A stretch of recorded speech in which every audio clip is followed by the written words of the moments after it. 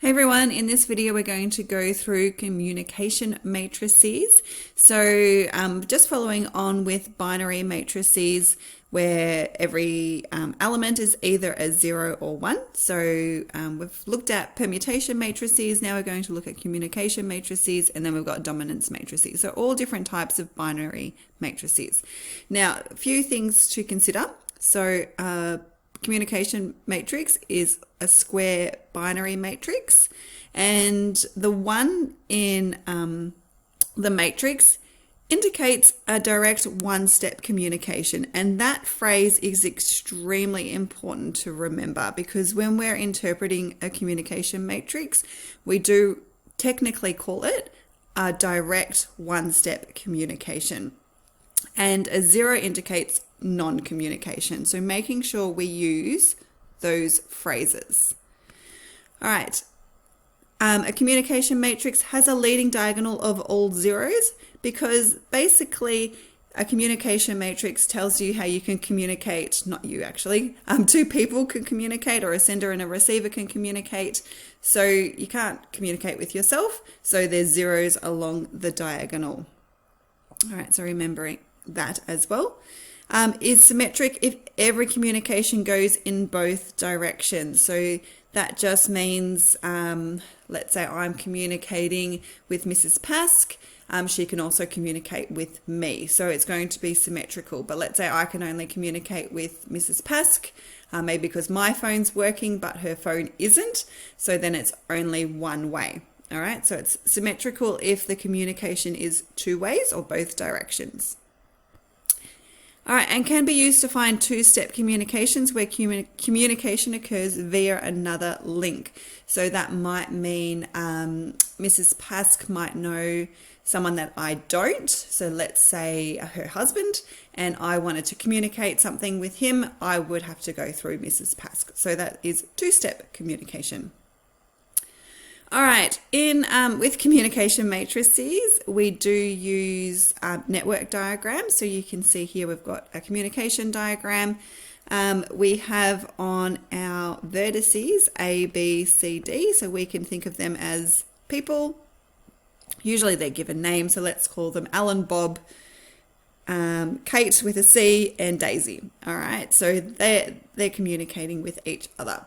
And then your communication matrix, so we can see we've got zeros going all the way through the diagonal because Alan doesn't communicate with himself, only communicates with other people. And this one here is not symmetrical, so it doesn't mean that they can communicate. And we can actually see that with the diagram with the direction of the arrows on the edges. So if we have a look at wonder why we've got an extra edge. Oh, okay. I was just wondering, there are two directions. So A and D. So Alan can, if we look at the green one, can communicate with Daisy, and Daisy can also communicate with Alan. But Alan can't communicate with Bob, so that's why we've got this 0 here and a 0 here. Bob can communicate with Daisy, but Daisy can't communicate with Bob. So if we just have a look here, Bob can communicate with Daisy, but when we look at Daisy, there's a 0 for Bob. It's always important that we've got the sender and the receiver. So the sender is on this side, and then, in your rows. And then here we've got the receiver. All right, direct links shown by ones in a communication matrix are called one-step communication. Two-step communications are communication that occur via another link. Okay, so we've already said that. For the matrix M, although A does not have a one-step communication with C, A does have a two-step communication with C. So all that means, if we just have a look at this diagram over here, let's say A wants to communicate with C. So here's A, Alan, and Kate with a C. You can see Alan and Kate don't directly communicate, but Alan can get a message to Daisy, and then Daisy can send that communication on to Kate with a C. So that's an example of two-step communication. So we call them one-step communication and two-step communication. Very important to use that type of language because that's what a communication diagram is. We don't want to say things like Alan is friends with Kate, or Alan isn't friends with Kate, or Alan becomes friends with Kate through Daisy. There's a communication matrix doesn't talk about friends. It's strictly communication. So we've got to make sure we use the phrase communication wherever possible. All right, and then two-step communication. So to find a number of two-step communications, we just square M. All right, M being our communication matrix. So M squared gives the number of two-step communications. The values in the leading diagonal of M squared are redundant two-step links. So again, can't communicate with yourself. And then if we're adding matrix M to M squared, we give the number of one-step and two-step communication. So when we're talking about communication matrices, we always talk about how many one-step communication or how many two-step, or you can do the total of both of them. All right, so let's just have a quick look at this table. So we've got M, which tells us the number of one-step communication. So we've got, is that the same matrix as before? I think it might be. Okay, so we've got a sender and receiver, and we can see here, just using this example in red, so Alan can't send a message to Kate, all right, because there's a 0 there. So, oh, sorry, Lucy, shush. Sorry, guys. So Alan can't send a message to Kate, but if we think of the M squared, tells us the number of two-step communications, we have a 1 here. So there's no one-step communication, so we're interpreting that 0 as no one-step communication from A to C. So writing a similar sentence like that whenever you see a 0. But for the two-step, we have 1 two-step communications from A to C. We can also, oh, no one has two-step. All right. And then if we've got the total, so M plus M squared tells us the total one-step and two-step communication. So this one again just tells us there's only a total of one-step and two-step communication from A to C. We can see this 2 here, that there's 2 one-step and two-step communication links. So Kate can directly communicate with Daisy, and Kate can also communicate with Daisy via 2 steps. So if we go back to this diagram, which I think it is actually relating to, so we'll get rid of what we've got here. All right, so here's Kate and here's Daisy. So Kate can go directly to Daisy, so can communicate in 1 step, or can go via Bob in 2 steps. All right, what is this exam hack? Well, M squared gives the number of 2-step communications. We need to look at M to find what the 2-step communications are. That's very true. So that's what I just did. So the 2-step communication from Kate to Daisy was via Bob, so CBD. Always easier to do on a network diagram, but if you were looking at a matrix, we can go from C. So we want to go from C to D. So if we have a look, C can go to B, and then B goes to D. So you can just follow the links that way as well. But I think much easier to draw the network diagram and then follow that. All right, so let's have a look at a few questions. So the communication matrix M shows how direct messages can be sent between 4 people: Ali, Ben, Cassie, and Deborah. I like my names better, but anyway. List who each person can send a direct message to, or can send direct messages to. All right, so let's highlight our ones. So we've got these ones here. All right, and let's start with Ali. So Ali can go to Ben. All right, and that's the only person she can send a direct message to. So if she wanted to go to anyone else, she would have to go through Ben. And then Ben can send a direct message to Cassie. And Ben can also send a direct message to Deborah. And that's it. And then Cassie can send a direct message to Ben and also Deborah.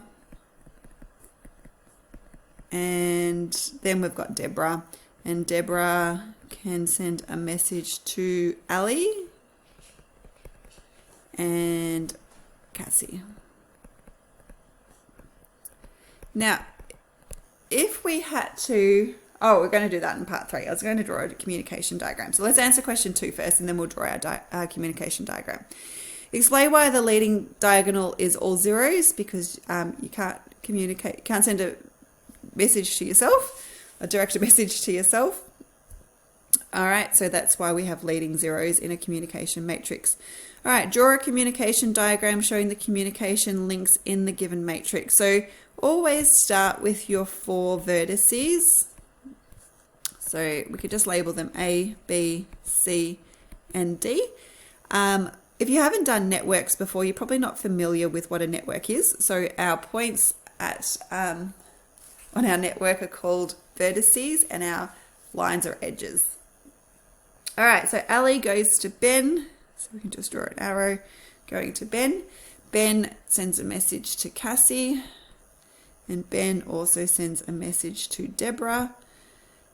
Cassie sends a message to Ben, so we can go back in the other direction. And then Cassie also sends a message to Deborah. And then Deborah goes to Ali. Now, just to make sure it doesn't get messy, I can go around the outside like that. And then Deborah sends a message to Cassie. All right, so your network can look like that. All right, so instead of going through the middle, you can just go around the side. That's completely fine. All right, part 4. How could Deborah get a message to Ben in 2 steps? So if we have a look at who Deborah can send a message to. So Deborah can send a message to Ali, and Deborah can send a message to Cassie. Now let's check whether Ali or Cassie or both can send a message to Ben. So Ali can, and so can Cassie. So we can go, I might just go, where are we? All right, so she can go from Deborah to Ali and then to Ben. All right, because Ali can send a direct message to Ben. And then Deborah can also go through Cassie to Ben. All right, so DAB or DCB. You don't have to write their names because the letters have already been defined up here. If you're looking at your diagram, a bit easier. So we're starting at Deborah here. We want to go to Ben. So she can't send a direct message.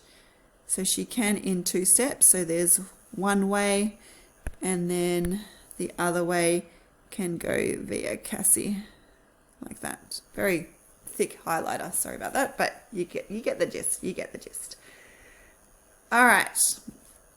Now, if we wanted to know how many 2 steps there were, we could just put this matrix into our calculator and square it, and that'll give us the number of 2-step communications. So where we, oh, that wasn't meant to happen. Get back there. Where we see, it's Deborah and Ben. So Deborah, Ben, you would have a 2 here. A 0 now because that's the number of 1 step, but if we were doing 2 step, that would be a 2. All right, construct the communication matrix for the following communication diagram. So we've got P, Q, R, S, T, U. All right.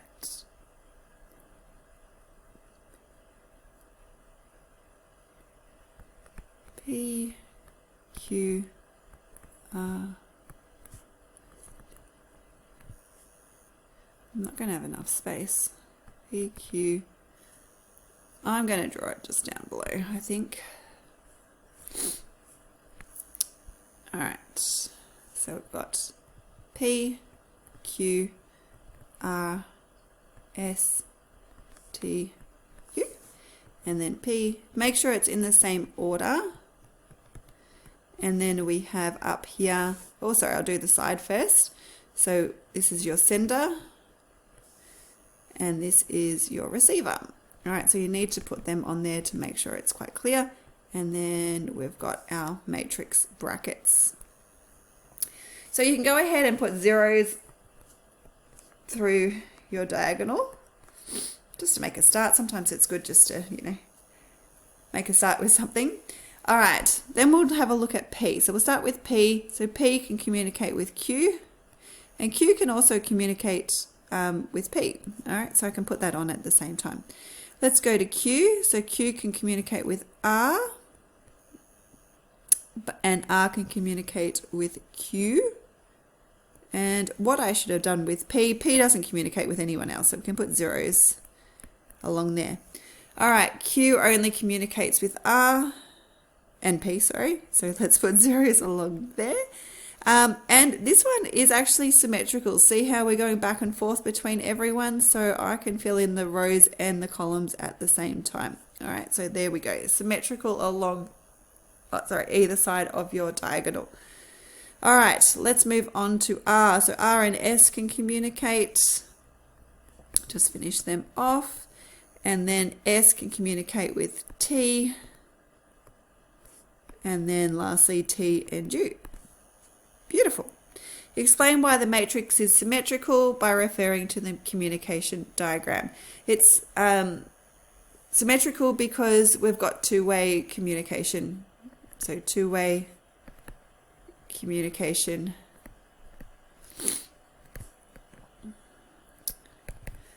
between pairs of edges that have, I'm making this up as we go going, that have one-step communication. So basically the one-step communication is two-way, something along those lines, okay? So two-way communication between pairs of edges that have one-step communication. Alrighty, moving on to question 4. For the communication matrix representing the connections between four computers, find the following. So the number of ways C can communicate with A by connecting directly to one other computer. So we've got C connecting with A by connecting directly to one other computer. So we want C to go to something and then to A. Now, it doesn't actually ask us what that has to be. It does in question B, but for this one, we can just square this matrix. So let's get our calculator. All right, so it's a 4 by 4.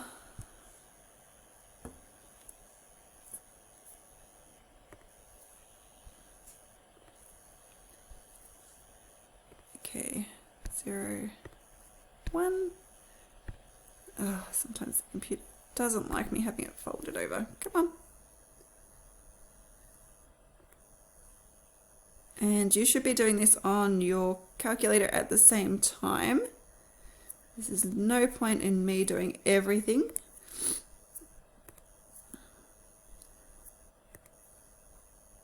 Ugh. Probably finished 5 minutes ago, hey? All right, come on. Enter. All right, I give up. I'm going to fold my laptop back over.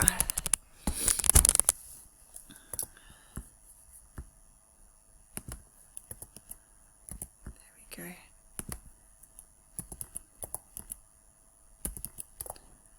All right, and then we multiply that. Oh, sorry, we square it. It's like, what am I doing? We square it. So this matrix here is m squared. So I'm going to just write that next to it. So m squared is equal, and we should put the from and the to. And I might have to get rid of this here, just because we're not going to have enough space. From A, B, C, D. Whoops. And then to A, B, C, D. And then just doing your brackets. All right, so what do we have? 2,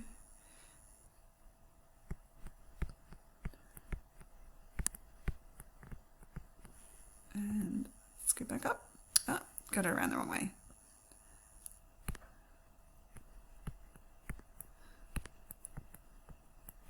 And then, what's the last one? 12, 2.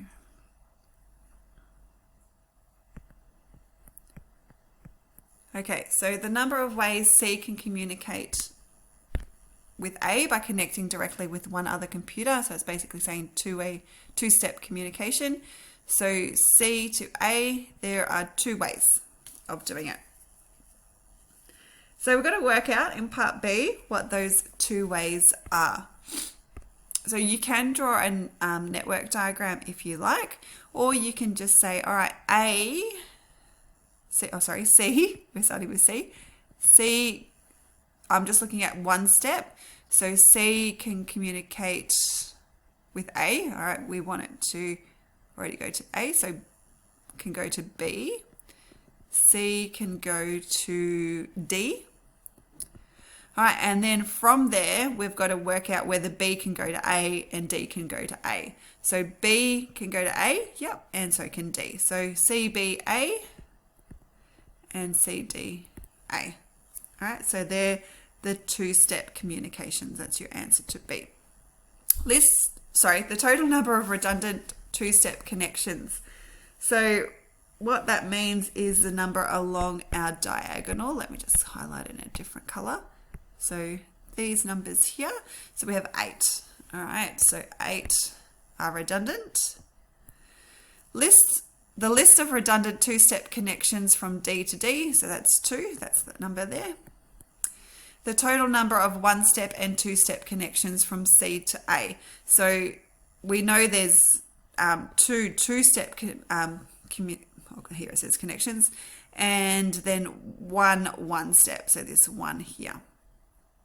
All right, so altogether we have 3. And you could put them both on your calculator and add them together. So I've already got that. So here's our 1-step. So I can just drag that down. Bit easier probably not to, or quicker not to. And then drag that down. And then CA is here. See how we've got the total of 3? All right, but easier, you can just see it on the screen.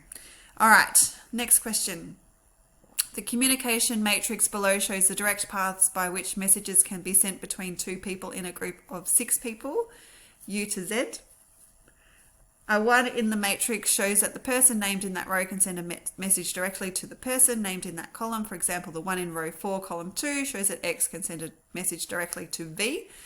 In how many ways can Y get a message to W? By sending it directly to one other person. So in the exams, they usually define what the 1 and the 0s mean. So that's why we've got all this business here. Okay, the main question that we've got to look at is in how many ways can Y get a message to W by sending it directly to one other person. So Y has to go to someone and then W. Now, we can work that out just by doing this, working it out on the matrix. So we'll do it that way first, or we could just square it on our calculator, but this is a 6 by 6 matrix. And if we get 1 0 wrong or a 1 1 wrong, then we're going to get the wrong answer. So let's just work it out without doing it on our calculator. All right, so let's see who Y can communicate with.